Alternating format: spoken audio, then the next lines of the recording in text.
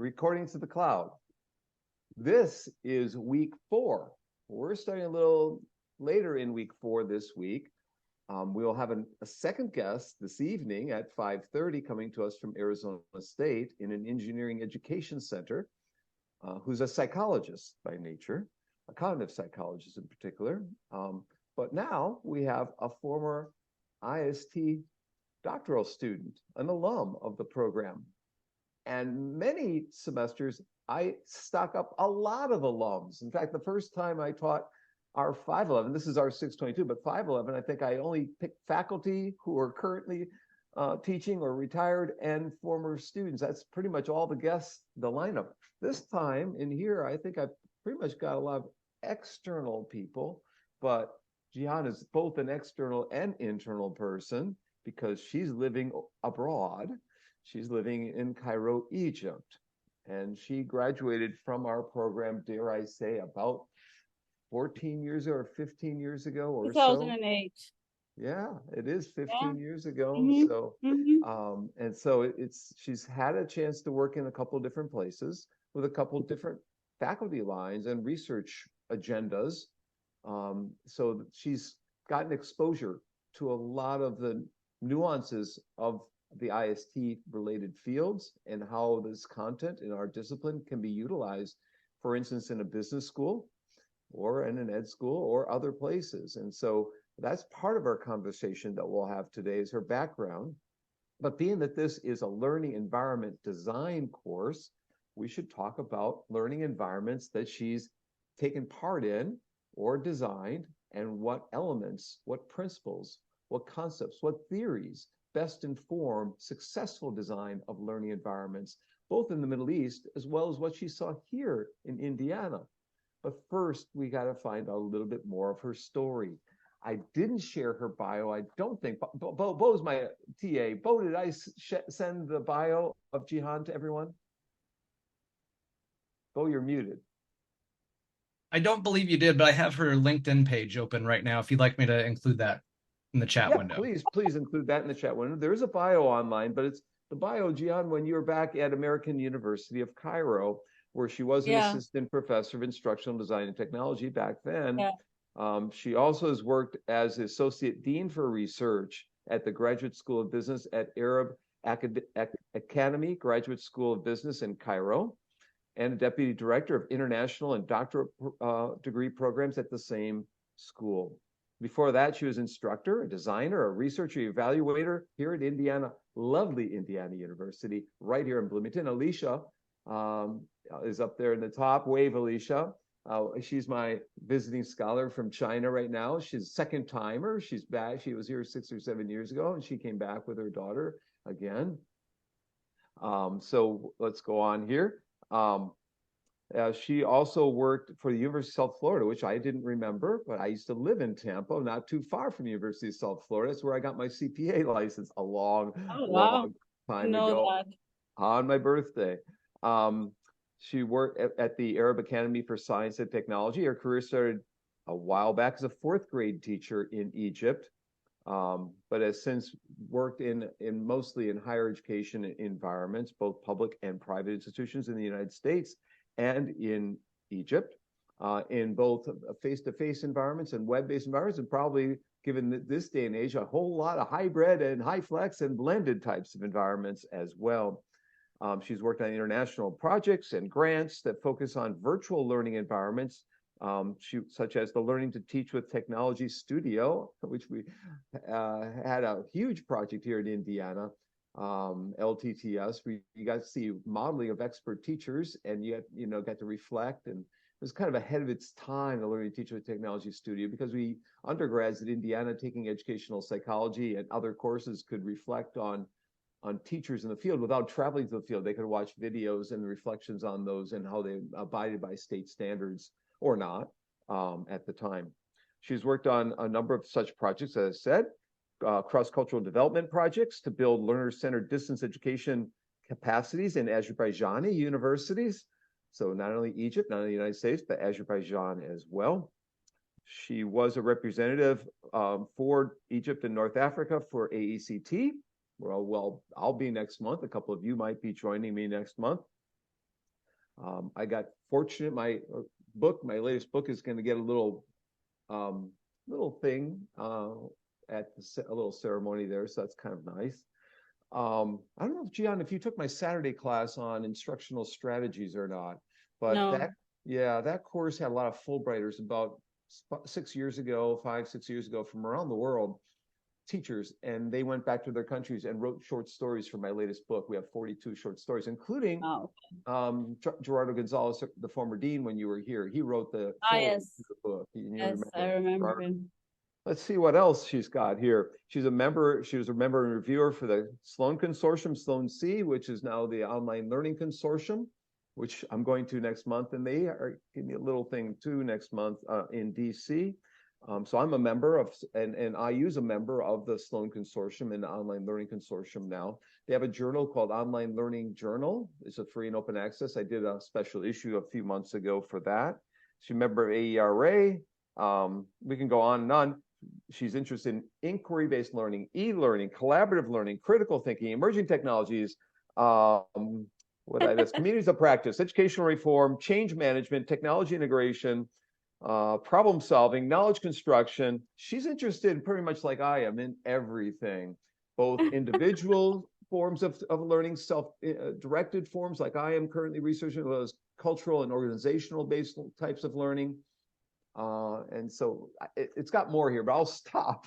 Probably embarrassed her enough. But basically, this was written probably 5 or 6 years ago. And so, Gihan, my first question for you is: can you give us can you talk about anything that's listed in there and explain it a little bit more? And can you give us an update from that writing of that bio? Yeah. All right. So I mean, I think a lot of the reality after you graduate is dictated by where you work. And so a lot of my initial interests, whether in research or whatever, had to adapt to the environments that I worked in. And so I could say that within the last 6 years, I've returned once again to teacher training through UNESCO, where they wanted me to work on the framework, the competency framework, the ICT competency framework for teachers, to validate that in Egypt, and on open education and open educational resources. So I represent Egypt and the Arab world for OER, and so I've worked a lot with them over the past few years. I've worked with UNESCO again in the United Arab Emirates as a consultant for creating a master's in curriculum design or what they call smart curricula. So that has been something that has taken a lot of my time, but also it's been a very interesting platform to collaborate with people all around the world, cutting edge projects on, the project we're working on now is, what are the competencies that teachers would need in terms of artificial intelligence, blockchain technology and all that. So we're working on that, trying to decide, how do we integrate that into the ICT framework. So that is very interesting stuff.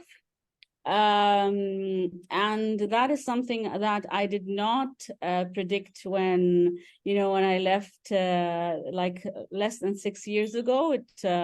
It came as something that was unexpected, but it was a positive opportunity. I love working with people from around the world and thinking about these challenging issues, and there are a lot of challenges, of course. Like when I first arrived in Egypt, like 13 years ago, instructional design was something that was hardly heard of at that time. And I would talk to people about it and they would stare at me, they couldn't even understand what that could be. And now things have changed a lot, so that you can actually find instructional designers, and people start to, that this is something very natural nowadays. So I worked a lot in that area. And then 2 years ago, the British University in Egypt had a dramatic change, where they changed all the upper management. And the president of that university, the new president, had worked with me like about 15 years ago on a project with a university in Wales. And he remembered me and he said, I want you to change how teaching and learning happens at the university.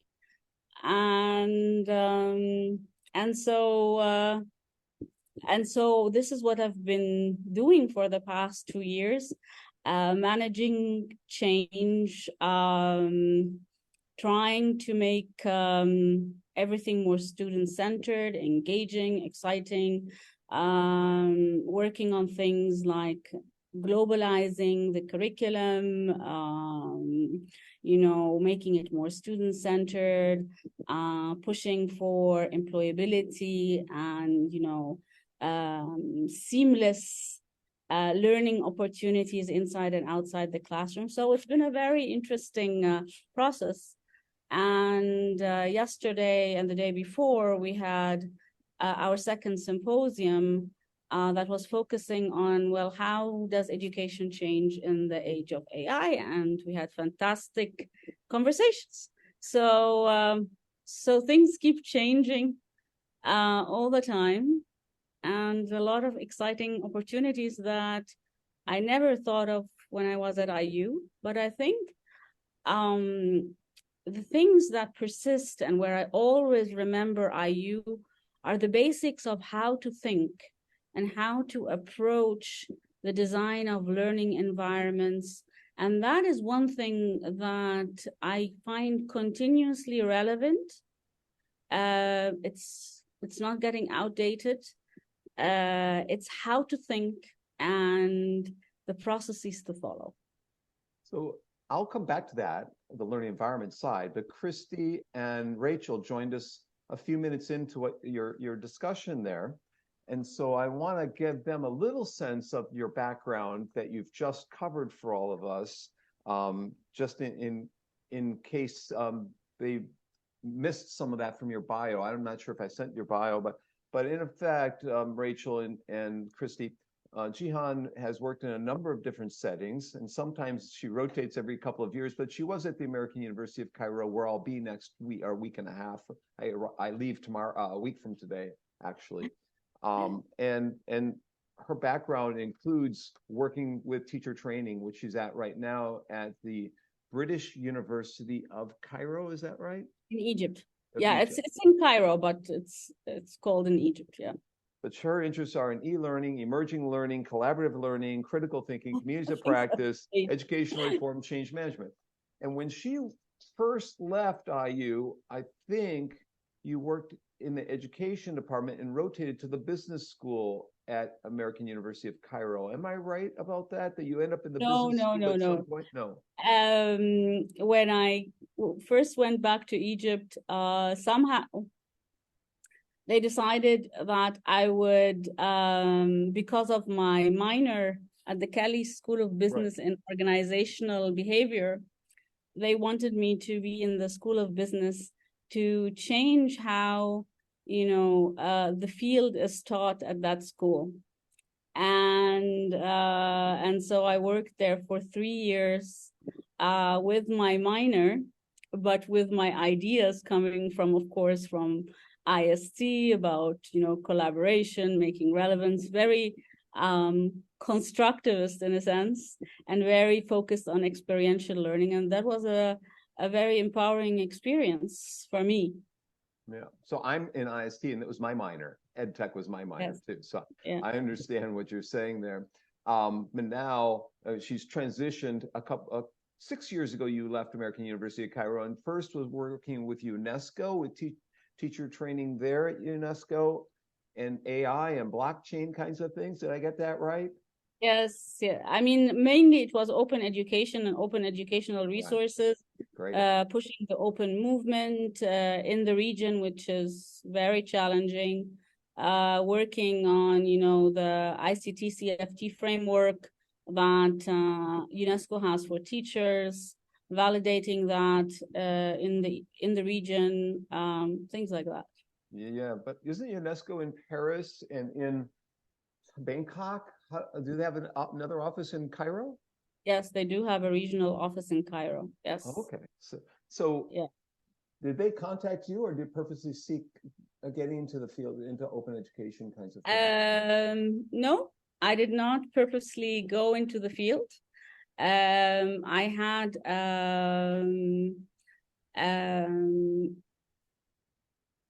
a colleague at AUC who moved to UNESCO, and when he was leaving, he was suggesting that I take up his post. And so he recommended me to them, and that was one way. The other recommendation came from a student of yours. I don't remember her name now. She's the Malaysian lady that was at IU, the dean of the School of Education in the Emirates. And Abtar Kawar. Abtar. Yes, Abtar, yes. And she had heard about it, and she wanted someone who had novel ways of looking at assessment. And I don't know if you recommended me or how that happened, but she contacted me and she said, I need someone who knows how to do assessments in a different way and looks at curriculum in a different way.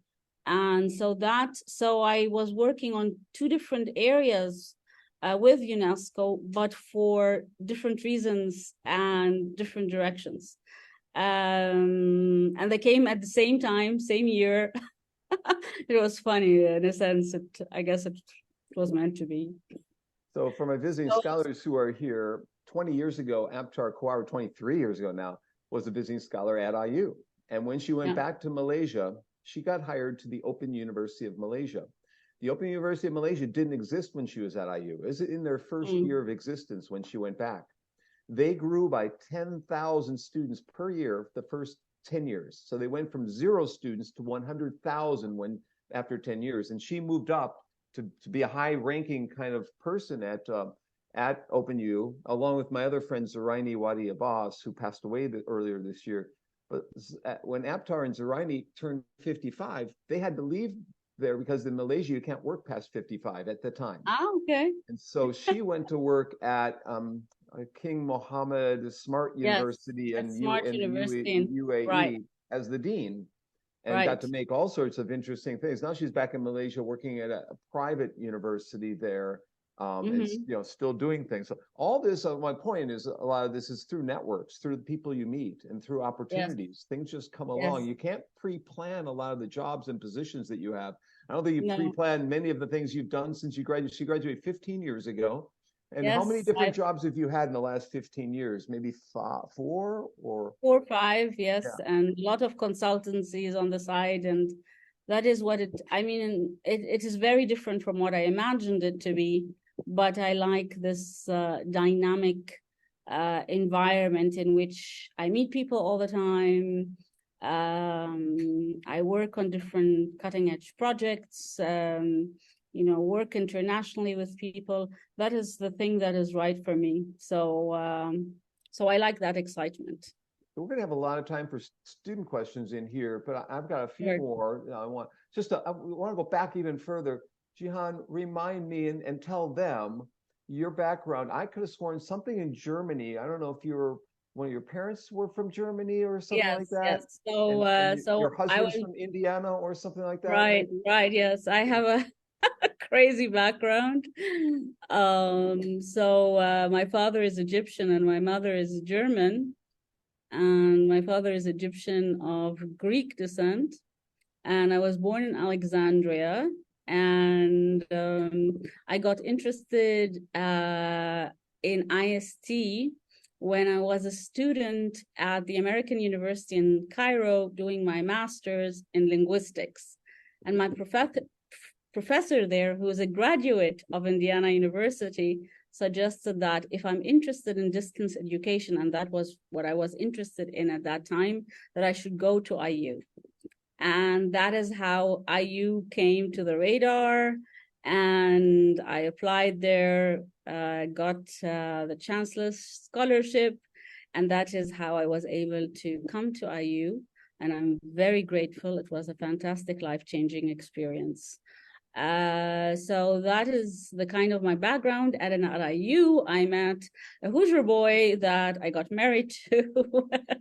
And yeah, and then returned to Egypt. And here I am 14 years later. Who's a professor? I think I know him that recommended IU. His name is Fred Perry. Yeah, Fred. So his son was in my class. Yes. His son was my daughter's volleyball coach. Okay. Fred Perry Jr. I met him. I met Fred Perry, yes. the elder, on a plane yes. flight coming back from AERA in Montreal 15 years or so ago. Yeah, I know him. He was a top. Yeah. He is the one who recommended IU and encouraged me to go for it. And that was one of the best decisions I ever made, actually. So now, give us a fast forward, and thanks for that little history lesson. I think your husband's from Evansville, if I'm not mistaken. Yes, Evansville, yes. I'm not losing it yet. That is my daughter. Hi, what's her name? Kenzie. Kenzie, good to meet you. So, and I'll see you next week, Saturday, by the way. Yes, so, yes, a week from now. So in these different environments, you have 4 or 5 jobs. What would you say are principles of creating effective learning environments? Kind of walk us through each of, not each, but a couple of those places. And when you're designing teacher training, for instance, for UNESCO, what's an effective learning environment? What are you looking for? What are you establishing? What are you building theoretically and practically? What are some guidelines? Because my students are starting to create templates for the ideal learning environment that they have to push into a full proposal at the end of the semester. So they're starting to think about the principles that underlie effective learning environments and what they look like. And of course, the question, it always depends on the audience and the goals and all that. But speak to us about, a couple of them anyhow. Well, I mean, one of the most important things that I learned while I studied at IU was the importance of understanding the context very well.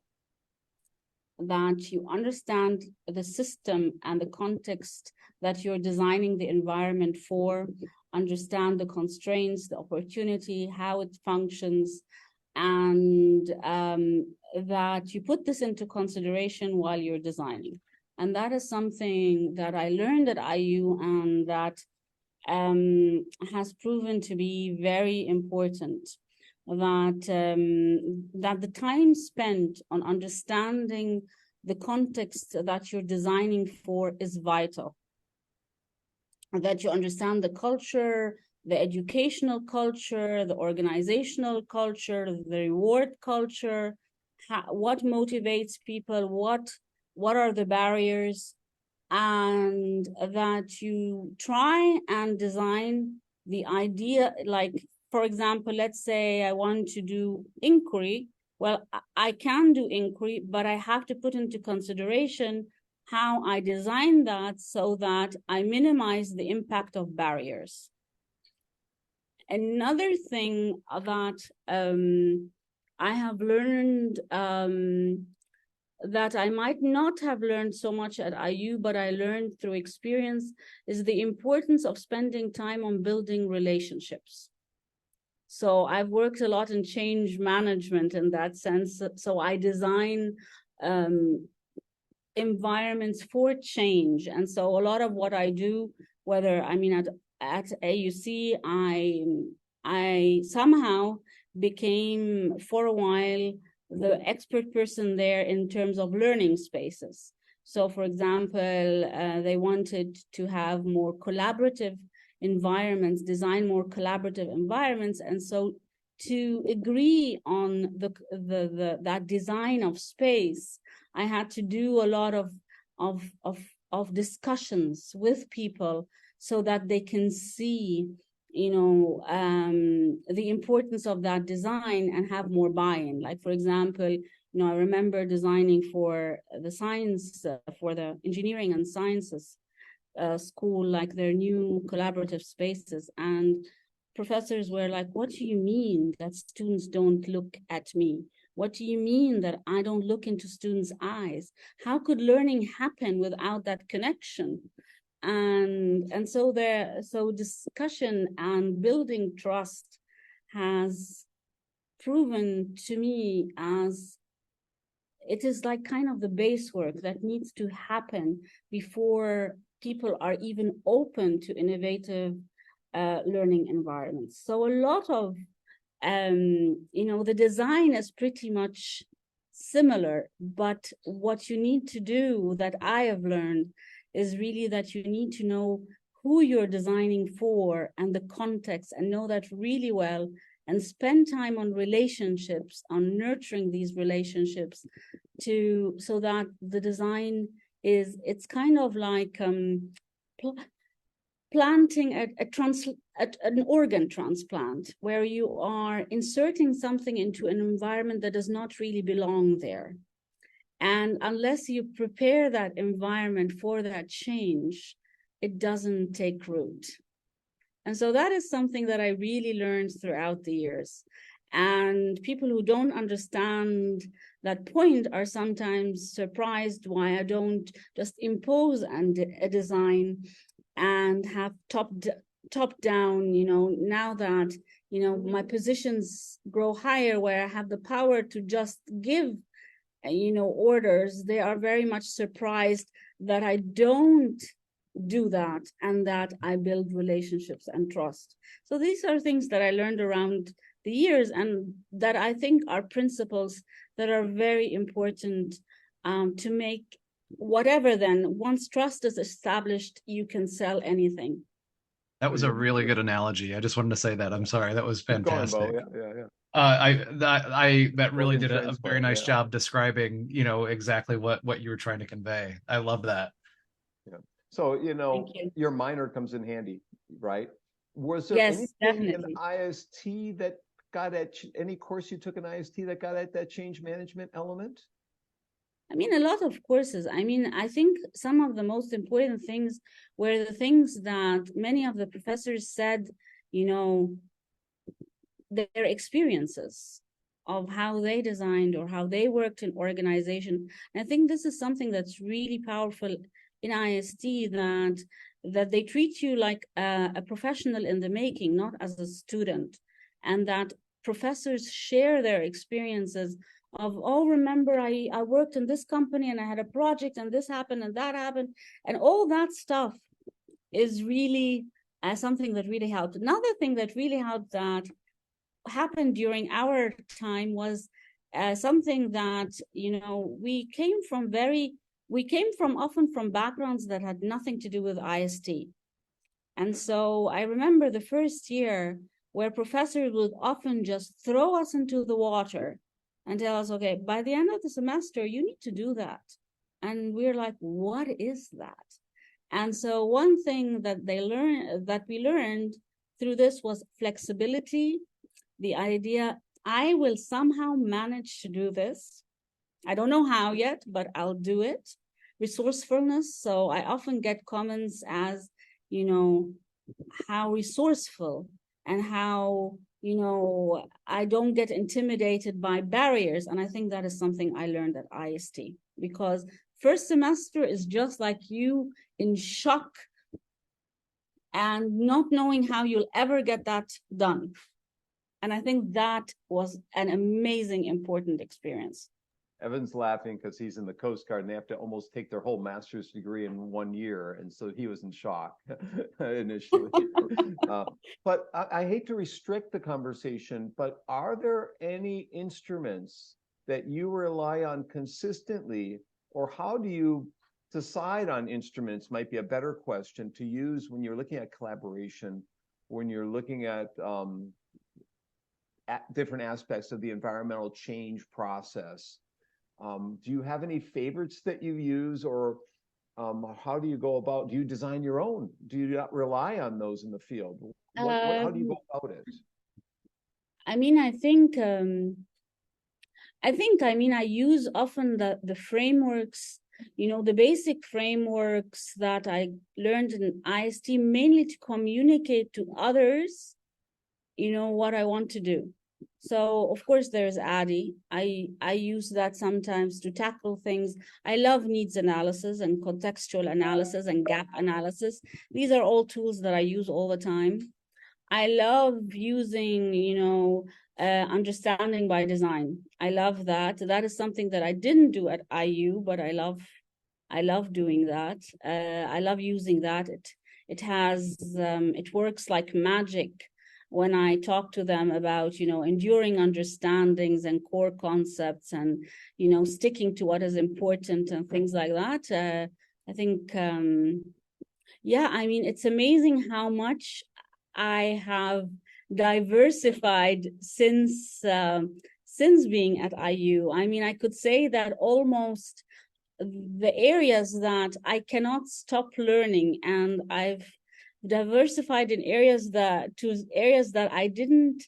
were not even on the radar then. But I always say it's the way of thinking, the way of functioning, the way of approaching problems, the way of digging deep at the beginning. And what you all taught us about, like, if somebody tells you train, take a minute and really see, is that the problem? What is the problem? Start with what is the problem and what you want to achieve, and spend time on these problems. And that is something you always taught us. And that is so important. I think that makes the difference often between an IST graduate and a non-IST graduate. It's so that, student, yeah. It's not what? Excuse me? You were going to add to that?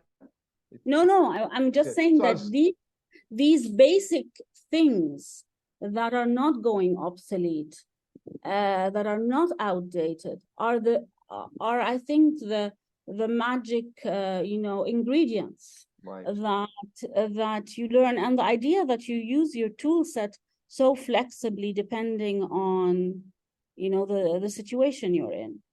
So for those of you looking about courses, R621 on evaluation would be a course where you'll get a lot of those methods and techniques and instruments and tools for evaluating the environments that you're creating. Yes, and evaluation turned to be very important. Evaluation turned to be very important. When you work in organizations, and the higher you get, the more you are required all the time to evaluate. And the idea, I remember when I talked to people about impact, what is the impact? And people just stared at me and like, what do you mean, what's the impact? Like, is there an impact? And these are things that we take as, very normal, that we learn every day in our classes at IST. And the world was like, huh? So now they understand, but it took about 5 years of being stared at. Yeah. So my latest book, Transformative Teaching Around the World, the first chapter, the preface is actually called Before Making Impact. And then the introduction is called Time to Make Impact. And the closing chapter is After Making Impact. So yes, we wanted to call it Making Impact, the title, but the publisher Routledge would not let us change. They wanted something else that everyone would find when they do a search, the typical, stupid idea. But anyways, we turned it around, made the chapters that way. And I also, in this class, I'll talk to you about my tech variety model for motivation. It's a framework you can use. I'll talk to you about my R222 model. It's a framework that you can use. So we provide frameworks, scripts, templates, models that you can reinstantiate across different populations, learning environments, cultures, and so forth. You might have to modify, you might have to augment, you might have to repurpose and maybe even recreate those instruments and fashion a new one or combine them. But it's having those in your tool set when you go and encounter something totally unique, like teacher training for open education at UNESCO. I'm really interested because I have 3 books in MOOCs and open education, so I'm really interested in what you did in terms of open education. But I'm going to put you on the spot, Gihan. Is there any way, and just say no if I to this request, but is there any way you could pop up something at UNESCO or something you're currently working on and show us the environments that you created? Do you have I anything? don't create environments. I don't create environments.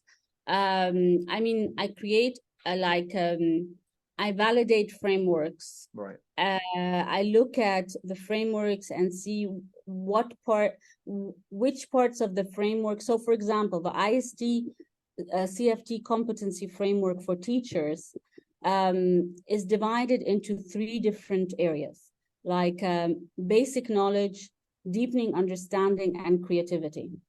And so part of what I do is that, for example, I see, where do teachers in Egypt, where are they along that framework? And what do we need to do to go to the next step? And so it's amazing because a lot of what I do is really convincing people, pushing policies, pushing ideas. And for that, you need to understand a lot about, because many people talk. So something else that I've noticed along the years, many people talk about words that they don't really understand. Right. And so they try to apply them, and then the change does not happen, and they wonder why. It's because something that we have learned again at IST is that it is what are the principles about it that make it work, so that everything, whether you're talking about group work or collaboration or online engagement or whatever it is, there are certain ingredients that need to be there to make it successful. Well, collaboration engagement would be on my list as well, and the flexibility you mentioned earlier. So tell us other principles or ingredients that go into the mix. I mean, contextualization, relevancy, that's in mine are too. very important. Something that, so for example, one of the things that we learned first semester, the WIFM rule, what's in it for me? Why should I listen to you? Why should I learn this? And that is something so simple, but it makes all the difference. And so often when I talk to teachers about that, they're like, oh, really? Like, yeah, you should. And another thing that I learned is that shocking people, it's sometimes very important for us to identify what are the barriers and addressing their problems, knowing their needs. That is another thing. What are their problems? What are their needs? And that once you address that, they're much more open to you. Yeah. Establishing trust, that they trust your expertise and that you care. Gihan, can you give us an example of like what you meant by shocking people? Okay, so for example, I would tell them something like, okay, so when you design your lesson or when you design your environment or your course or whatever, ask yourself that you will answer this question, what's in it for me, to your student. And if you don't have an answer, that the answer is that you should just do it because I tell you, then don't teach this lesson. And they're like, what? I was like, yes, that means this lesson is not relevant to them and you're wasting everybody's time. So this kind of language is shocking, but makes them think. It's like, would you, like I tell them, like, would you listen to something that is of no relevance to your life? And somehow they don't make that connection sometimes. And so this is an example of ways to shock them, that like throw out the lesson or don't teach that lesson or ask that critical question, or 5 years from now, would they need that? And if your answer is no, don't teach that. And so these drastic things that you do in a very loving way, a very caring way, often make them think. So I would say something that I've also learned along the years is care. that people feel that you care and that you're genuine. Humor, all that is like oiling the system, lubricating the way. And it's an important part of change management, especially when you are really taking them out of their comfort zone. And that is what I'm often required to do, taking them out of their comfort zone. And so that requires a lot of that approach of care, humor, appreciation. So I like using appreciative paradigms in my approach to change. These are things that I've learned along the way. Yeah, we can bottle that, and Bo and I will put that into a publication somewhere. Thanks for your, no, I'm just kidding. We'll include you in as first author, and then Bo and I will write that up. That was very well said. Alicia has a question for you. So sure. Alicia, you want to jump in here? Hi, Gihan. I quite interested in your speaking and this lecture. And just now you mentioned several keywords like student-centered and also critical thinking. Actually invite me a lot of thinking and questions, several questions. Now I raise one question. So we have a problem that is maybe we have large number of students in one class, right? When we talk about student-centered classroom, so how can we do that? How can we effectively design our classroom, make this classroom student-centered, not teacher-centered? So can you give us some suggestions? Thank you. Yeah, I mean, in Egypt, we have a lot of large classrooms as well. And technology actually can help a lot in that. So, it is partially, I mean, I think partially you have to start with where the students are and what they need and what they want and their interests. And that there is a certain element of flexibility that allows them always to choose something that is relevant to them. So the element of choice. So for example, so whatever course I teach or design for, I like to have like choices that, for example, you know, these are our objectives. You can watch, you have some, and this is something I learned from Kurt, actually. He would have so many resources and he would tell us, you know, choose the resources that you think are relevant to you. And that is something that is, you know, having research.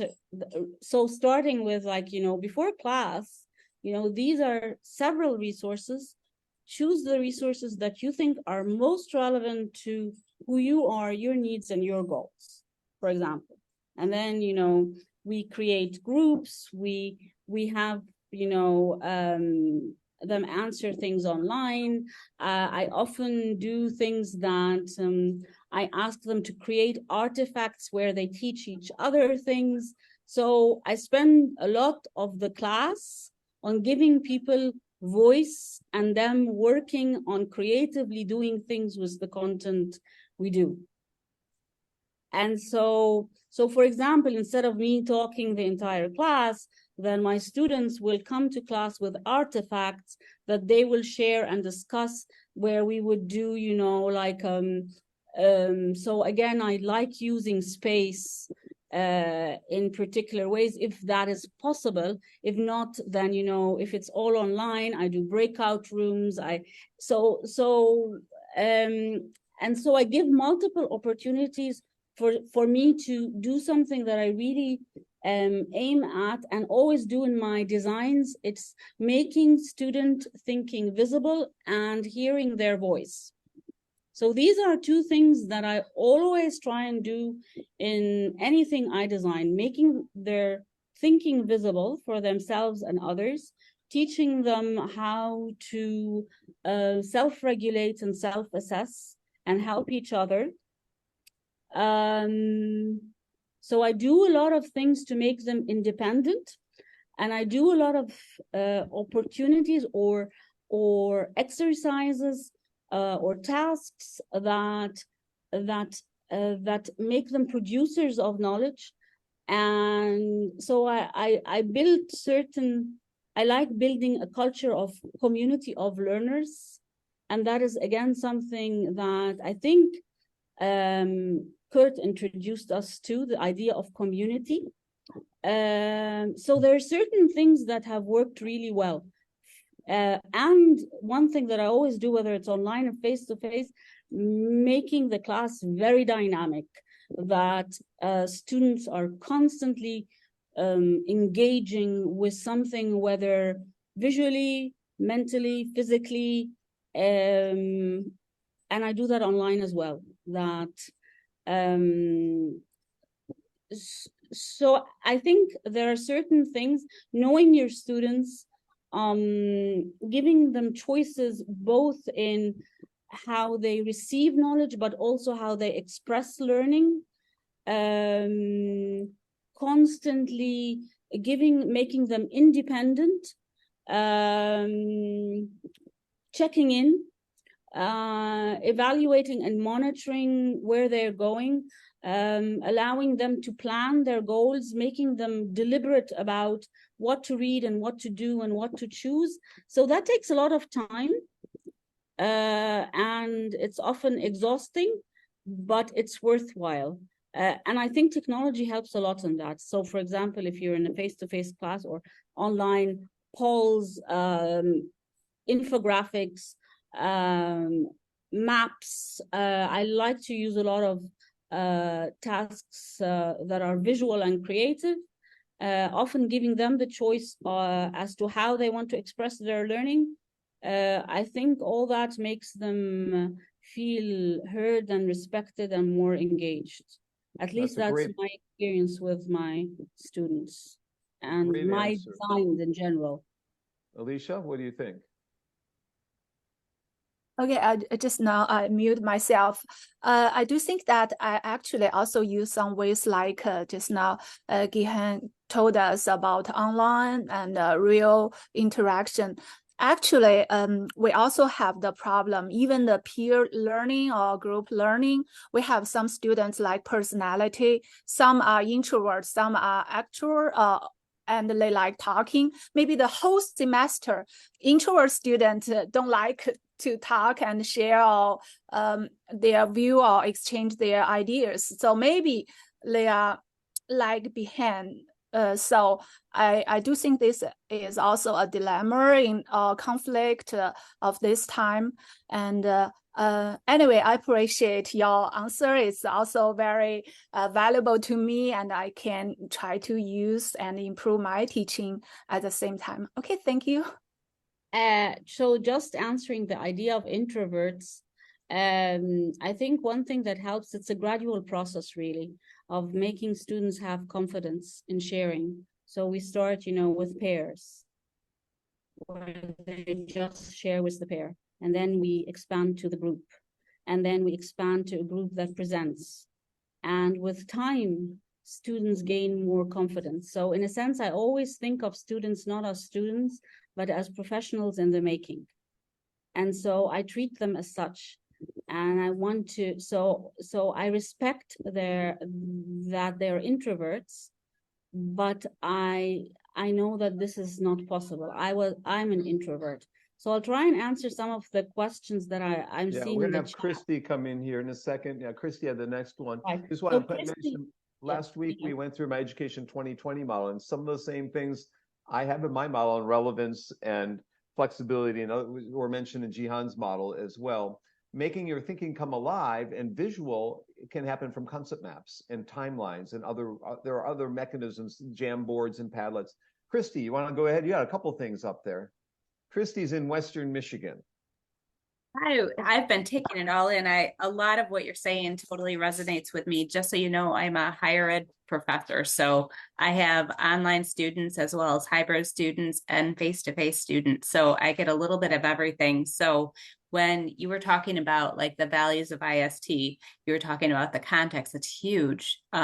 Obviously, I just told you I have all sorts of contexts, but the relationship is key. You were talking about it within change management, but I feel that it is just as important in an effective learning environment. Absolutely. And Absolutely. I'm sorry, I'm just like rambling on here. The discussion that we're having in week 4, Emmanuel posted a fantastic option for one of the readings, and I feel like you could have written it because it was 4 principles, and it was directed towards informal learning, but it was basically the choice. And I was able to pull, because we're working on that skeleton for our task 4 project right now, and I felt like that the way that you explain things and the way that that article talked about, like I said, the choice and the making things important to the students, all of those just work together. My brain's going like crazy because I'm enjoying this so much. I'm like writing things down and I'm just thinking too fast. So, but my question was, obviously, I only have students for 16-week semesters. So how can you do that relationship on warp speed? Because I do fully believe it is essential to the student getting something out of the material. And that whole what's in it for me, that was huge, because you are so right. They just tune it out if they can't find something that's relevant to them. So I guess those two things integrated, do you have any tips to like fast track the relationship building, or to really emphasize the importance of what it is for the student that's in it for them? Actually, I mean, I think something that I use a lot with my classes. So I like teaching classes that involve I mean, I decide that one of my objectives in any class is enhancing their sense of agency, that they are able to change their environment.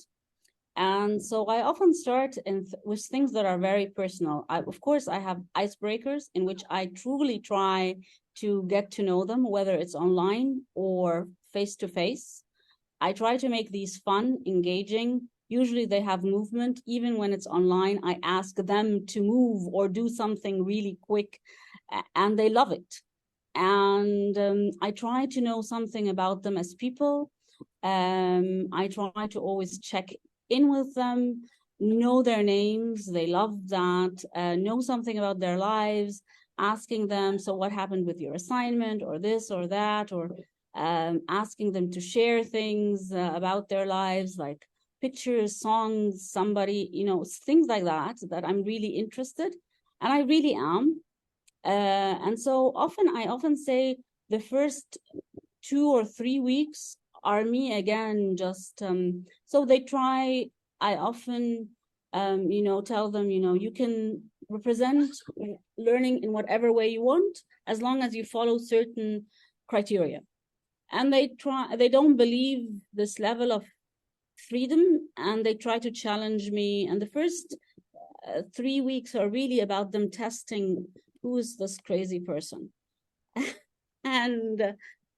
And once that is established, I really have it's a smooth sail from there. I mean, and so relationship is really like that. I start every class with something that is very personal.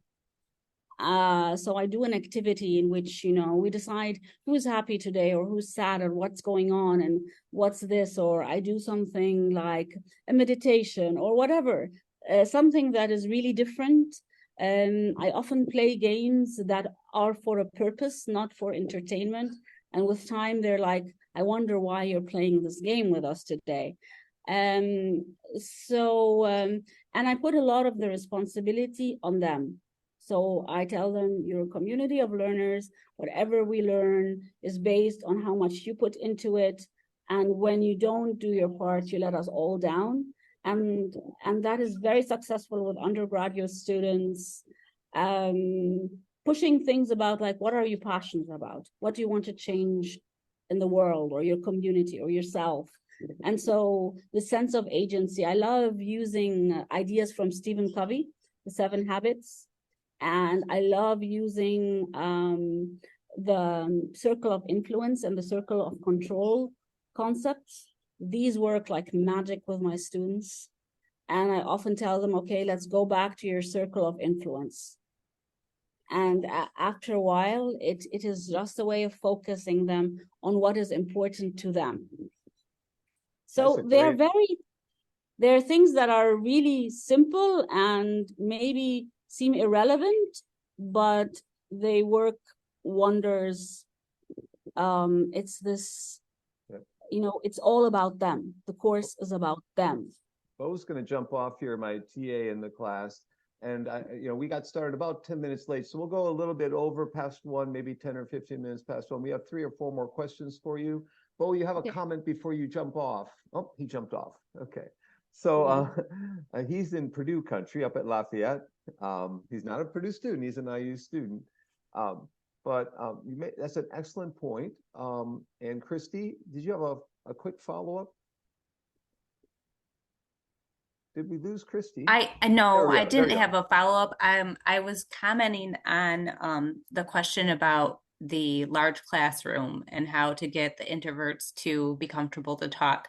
I did want to say that whole pair and share and then break in, spread out to a little bit larger group, kind of increasing the level of communication to a bigger group, and then finally getting to the point where you can have a more comfortable class discussion.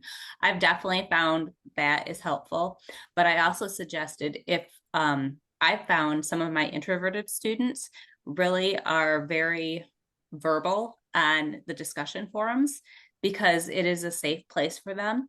And so I suggested maybe if you gave them the choice of having the online interaction or the in-class interaction, I wondered if that might work, especially if you have a large class, because generally speaking, those extroverts, they're going to carry the discussion in the large class, and there'll be enough of them so that you don't feel like there's dead silence. But then your introverts could potentially have that same conversation while they're like on a discussion board. So they're in something that they feel comfortable, because I believe also in the relationship, if they feel comfortable, they're going to give more, if that makes any sense. And so I just want to remind people who knew to leave at 1, I'll be back at 5:30 with our second guest of today. So Rachel, thanks for coming. Rachel Gihan is my EDD doctoral student who's dissertating, or about to. This is their last class, I think. Yeah. Good luck. Rachel, is your last class, Rachel? This is my last class, and maybe my best class. You can come back every week and say that. And that, that's it's great to have you in this, Rachel. I'm glad you picked this one last. I'm sorry, I couldn't hear that. Yeah, I couldn't hear anything that Rachel said, but best of luck. Thank you. Thank you. Can you hear her now? Yeah, a little bit. It's breaking, but Okay. but I can hear a little bit more. Well, I can hear it clearly. There must be something across the Atlantic happening. Yes. See you, Rachel. See you out later. We want to go to Emmanuel. Emmanuel, you want to bring up your question? Hello, everyone. Can you hear me? Yep. Yes. Awesome. Yeah. So my question was really, I think this was answered in quite enough detail. Some of the things that Gihan was talking about. But my question was really about what are things to consider when we're talking about work-life balance. McCluskey's theory of margin is this model that talks about the different factors that come to, like, each student has a different learner journey, right? One student might have a spouse at home that can help take care of the kids so that this person can do their homework and go to class. Another student may be doing it all by himself or herself. And so, like, the factors that apply to their margin of availability is different across each student. And some of the things that you talked about was like things like agency, like being able to to give students a chance to kind of choose their journey, if you will, within the guardrails. And I think the discussion we had this week that I was leading, Bo made a great comment about guardrails and how when you're in a classroom, you don't want there to be any guardrails, because then there's this blank slate syndrome where it's like, I don't even know what I'm supposed to be learning.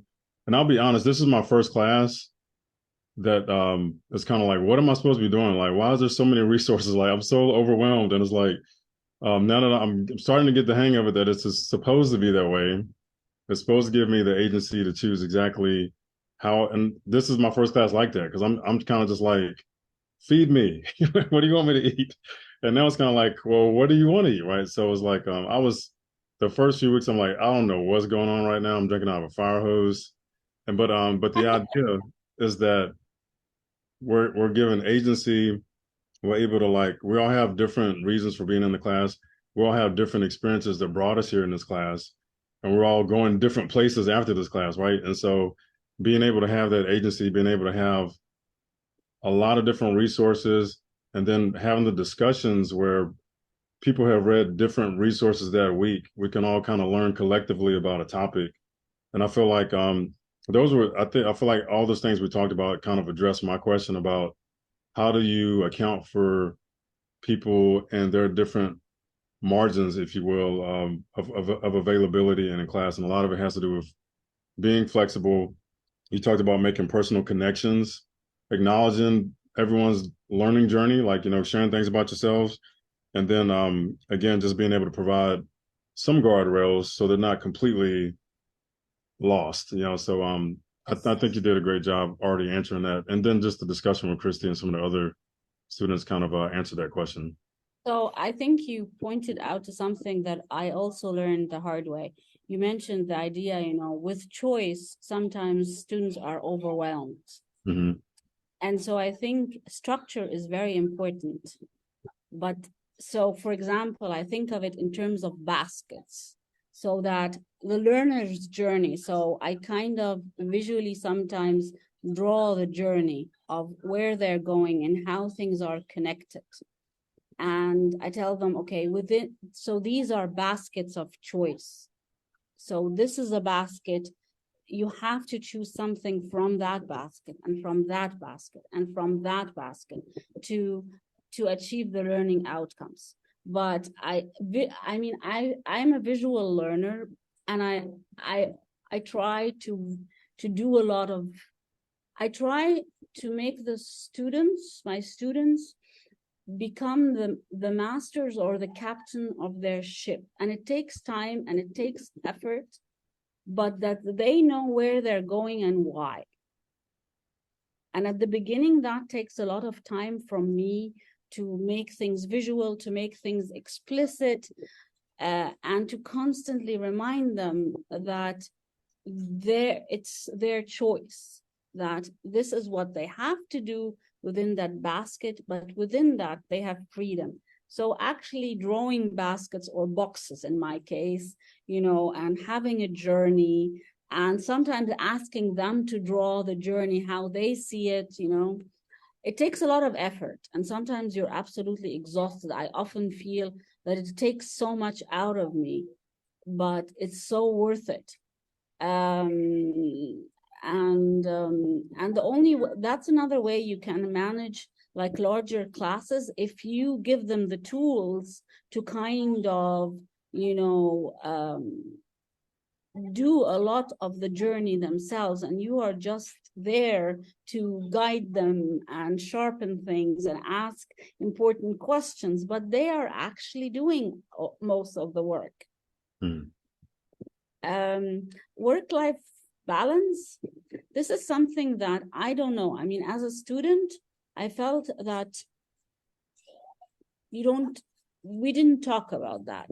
On the contrary, I often feel that no, work-life balance was not there at all. That the push was that you ignore your personal life and you just work. And that did not work for me at all after I graduated. We are we are a collective culture in Egypt. You cannot ignore your family or your, you cannot do that. You cannot just isolate yourself. And so it's a struggle. And so I respect that for my students as well. Just because of personal pain. what I'd I add don't is know. that Yeah. find your flow, your state, and what are events in your life that you can fulfill you personally and professionally at the same time. What are some kinds of things that do that for you? And I found a couple of things. The past year, I've been working on a couple of calendars, 365 calendars on leadership, learning, and life using my pictures. I've gone running every day for 1,274 days in a row. It took 30,000 pictures, but I've turned it into something professional in creating that calendar on leadership, learning, and life with quotes I've made on leadership, learning, and life. So I'm extending myself in a new direction and finding that flow state through that. But that's a unusual thing. But there are other ways to do that, to combine both personal and professional and get in that flow state, whether you're writing poetry or writing a book or something else. Creating my podcast show does that in a way too. I mean, I personally enjoy very much being with my students, and I try, because there is I don't know. I mean, I think my personal journey impacts how I design and how I teach. So I live in the Middle East, where there are so many stressful situations and economic problems and all that. So I try to reduce the stress, whether I'm working with faculty, whether I'm working with students. I try to reduce their stress level during when we are together or with their exams. I try to give them support, because I always that it's a break, that learning can be enjoyable, that assessments are regarded differently, just because life in my region is so stressful in every way. Even now, it's extremely hot. Not everyone can take that, and so I try to, as much as I can, that it's as enjoyable and supportive as possible, without compromising the learning outcomes and learning and all that, but trying to reduce that. And I actually think that when I'm designing my courses or designing for others, as much as I can.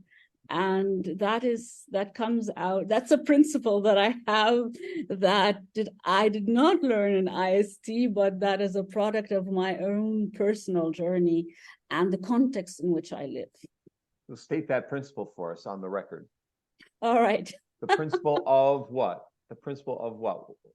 The principle of joy. There you go. So also tell me this, lie if you have to. In 7 days, it'll be cooler in Cairo, not so hot. Today is much cooler. Today is much cooler. Right? Yeah, today is much cooler. So Lena is another visiting scholar with us from China, and Evan's from the Coast Guard. And they haven't asked a question for you. We need to go in a couple minutes. So Evan or Lena, do you have a question for Gihan?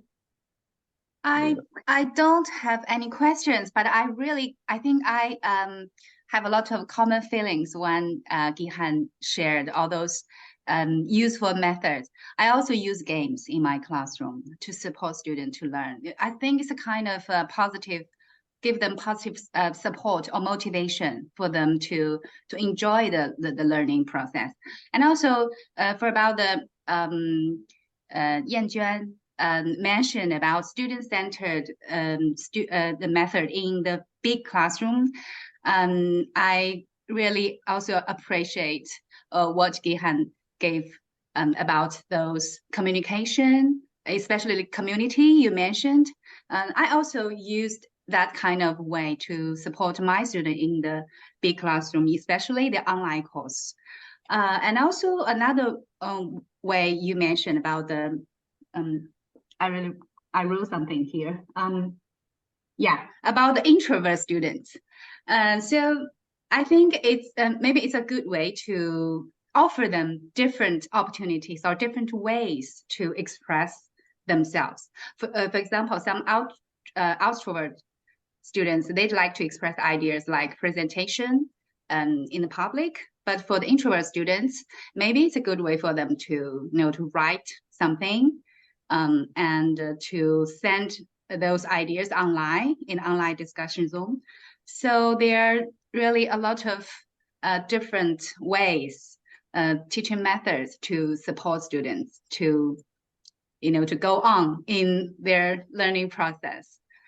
So I'd like to say thank you, Gihan, to share all those different methods.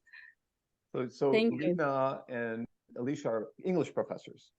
And last night I presented to English professors in Tokyo late last night on use of ChatGPT, in particular pedagogy online. And you mentioned briefly AI, that you were working on AI for UNESCO. Is there anything you would like to share with us about AI, since this is the topic of the day? If you've got some insights into how to use generative AI in learning environments, what would you tell us? I mean, there are two different things. So, for example, when we talk about UNESCO and integrating in the framework, we are thinking of like, what are the competencies that teachers would need in that area. That is a little bit different from the other conversation that we had, for example, over the past few days in terms of ChatGPT and all that. And there are two things, basically. It's like that it will change the way we assess and the way we teach. And so in a sense, I see it as a catalyst for us to ask ourselves, so given that it's there, what does it mean in terms of the skills that we build? And I think it can have a very positive impact in terms of us focusing on what makes us more human, which is our ability to think, our ability to critically evaluate social, emotional aspects. So to dig deeper, to be more critical, the skills that really encourage deep learning. So we're working on that. Like, given that this is the situation, and it will continue to evolve drastically with every minute, what do we do in the classroom? How do we assess our students? How do we know that they know? And I think it will change our learning outcomes. It will change what we focus on. It will change how we do things. And anything other than that is just asking for time to go back, which it won't. No, it won't go back at all. Emily or Evan, you have a comment? Yeah, I had a follow-up comment for the use of AI in the education systems there in Egypt. And I was wondering if the government of Egypt or British University have developed any kind of laws or regulations surrounding the use of AI in education systems, and if not so far, if they're preparing for any, because I know the US government's getting ready to. Okay, so I am not aware of anything that the government is doing, but for example, we have concluded, for example, so the first reaction from staff and policymakers at the university was that, okay, let's focus on getting a good a plagiarism detector that is focused on generative AI. And then we did some studies, and in collaboration with our computer science and informatics school, that first of all, the way is not to find a plagiarism detector because they are not accurate, and because plagiarism means one thing for one.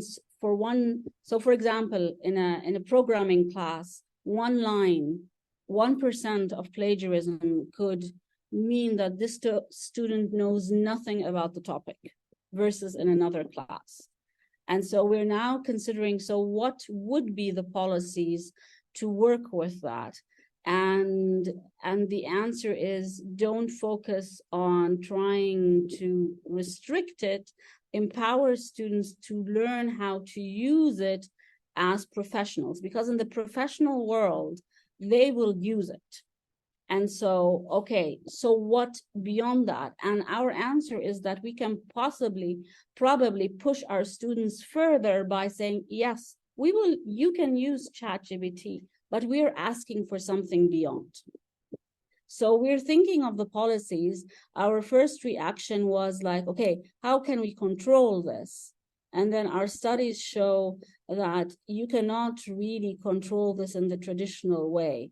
You have to think of more creative ways to use this as an opportunity. So we're working on policies, but the initial draft of policies we are now rejecting because of the research that we are doing that is showing that these policies are not really valid and will not lead us to the outcome that we want, which is ChatGPT is there. It's an opportunity. We just need to reconsider how we do things so that we capitalize on it rather than let us, drive us into a tight corner that is meaningless. So I think that's where we are. So I put the quote up from the Chronicle of Higher Education from an article I read yesterday, and I used in my talk last night to professors teach for 23 years at Middlebury College. Says what's the real harm for students who opt to cheat using AI to write their papers and passing the class? He says, after 23 years, I've come to realize my job is neither to police students nor to who don't want to learn, nor to rank students via grades, but to maximize learning for those who want to learn and to try and inspire the others to join in that learning journey. And so, there's yeah, I have a simple thing that I use sometimes with professors at my university. I was like, you can take the horse to the water hole, but you cannot make them drink. So our job is to provide and create opportunities and not to spoon feed students. So our job is to create opportunities that allow them to reach their potential. If they want to learn, let them learn. But having said all that, we really worry about, the validity and, what does it mean if you get, there is a societal issue there, like what does your degree mean? And that is something that you have to address. That, for example, if I get a certain mark in a topic, that needs to show that I am the one who is able to do that, not ChatGPT. And so there is a component that goes away from the personal, but that is more with, a social contract in a sense. And so that is something to consider, that in a sense, when a student graduates, it means that I'm promising society that this student has certain competencies, certain knowledge areas, certain abilities. And I have to make sure that this is still valid, that degree has a certain validity to it. And that will drive us to reconsider a lot of things. So, for example, we don't want to go back into traditional written exams. So what can we do differently? And so we're focusing again on the idea of how can I make student thinking visible along the way? How can we make sure that they have reached the learning outcomes without relapsing into traditional methods of teaching and assessment? So that is the question we're trying to answer. Does the degree mean that they can think beyond the AI, that they can, think at the critical thinking, problem solving, problem finding level, not just spitting back answers? And hopefully that's the case. Yes. We've run out of time, unfortunately, today. Emily, did you want to just make a comment before we go? This was very validating for me on a lot of different fronts, a lot of what my classmates have already said. I think it's important to know your why. I think that's the one thing that really has resonated with me. And then the with them, what's in it for them. And for me as a trainer, as a student, I think it really gets back to the heart of everything. And so that's important to consider. But thank you. I've really enjoyed listening. Thank you, Emily. I think Nagat Boy, is that your name? Are you from Thailand? I think you're in Susie Bourne's class, maybe. Did you have a comment from Bangkok? Yes, I'm original in Vietnam. I'm Vietnamese students who study PhD in Thailand at Professor Suthiporn. So I really appreciate all of the questions. Gihan, Say hi to her. Yes, yes, thank you. She's a fantastic person. I really miss her. Please tell her that. Yeah, thank you.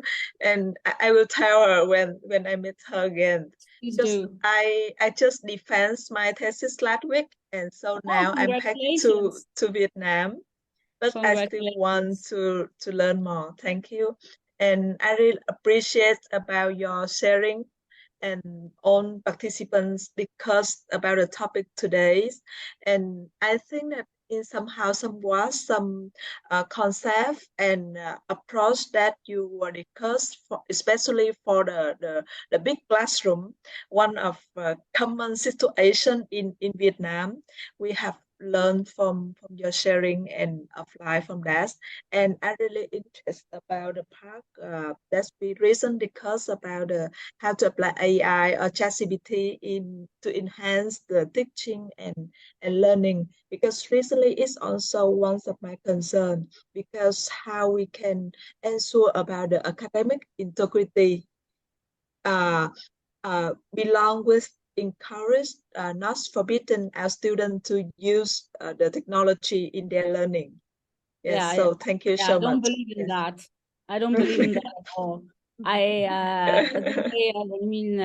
Yeah, like whatever technology people say should be prohibited, I just try and use it for learning and keep them busy learning through that technology. So that is my approach to fearing technology. Yes. Gihan, I think I have a picture of you in Suzy Porn somewhere in my photo album from a conference. It's amazing that you remember. It's amazing that you remember, but yeah, she is someone that I can't forget. We had a lot of fun together. She's a great person. So her students, 8 of them came to this class the first week. So, and we're writing some stuff together. I will say, I was going to ask one last question. I don't think we have time for, but the question was going to be if you had to pick one experience since you graduated 15 years ago, that is a peak moment for you in your career. If you had to pick one out, what would the one experience be? Wow, that's 30 difficult. seconds or less. I think it was when I was asked to move from teaching graduate students to undergraduate students, and I really dreaded that because the undergraduate students had this reputation of being, you know, like kind of spoiled and uninterested. And that was a tremendous challenge for me to just become very creative, and I changed how I design and teach drastically, and that was a turning point of a point of courage. That was just like, okay, I'll either get this right or die. They'll kill me alive. So that was really a changing point because it had such challenge, and my students challenged me back, and I think that's when I really became much more creative. What year was that? 2019. Oh, so you were back 12 years before that, you know, so that's 5 years ago, before the pandemic. I want to say that a month ago was August 14th, and this class had zero people picked to be the guests at that time. I had Paul Kim in mind, who was a guest last week. He was in mind, but he wasn't actually, I didn't actually send him a note until maybe the next day around that time. Since that time, I added a number of people, and Gihan was a question mark. And I didn't know if we would bring you in because I was going to be in Cairo so I got you early. I'm so delighted that you came in because this is extremely beneficial for everyone, extremely pertinent to what they're working on right now with their midterms a little bit earlier than normal. I haven't turned in.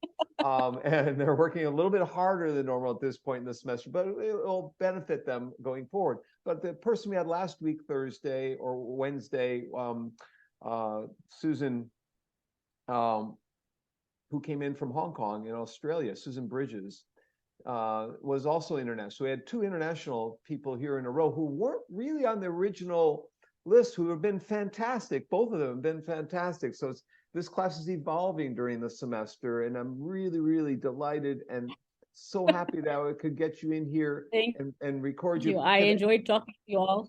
And the world is open. So Gihan, yes, the world is open. So we can get a picture. Everyone doing the world is open all sign right. with me here on a count of 3.